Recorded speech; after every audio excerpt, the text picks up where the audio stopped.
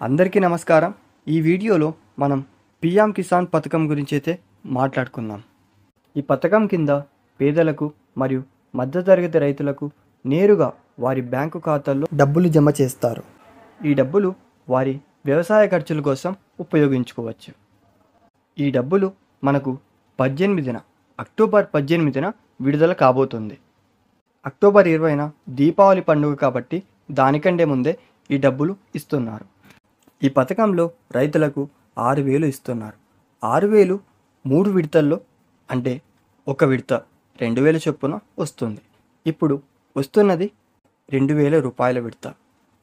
ఈ డబ్బులు వచ్చాయా లేదా అనేది మీరు 4 విధాలలో చెక్ చేసుకోవచ్చు. ఒకటి, మీ బ్యాంక్ అకౌంట్ బ్యాలెన్స్ను ఏటీఎంలో లేదా మొబైల్ బ్యాంకింగ్ యాప్ ద్వారా లేదా పాస్బుక్లో చూసుకోవచ్చు.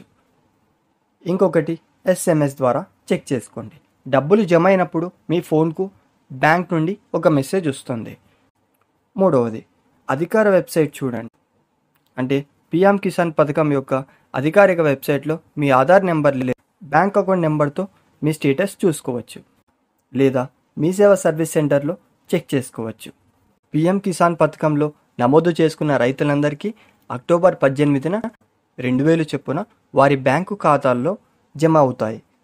అక్టోబర్ 18 తర్వాత మీ బ్యాంకు బ్యాలెన్స్తో చెక్ చేసుకోండి. మీకు ఏమైనా ప్రశ్నలు ఉంటే కామెంట్స్ రూపంలో తెలపండి. ధన్యవాదాలు.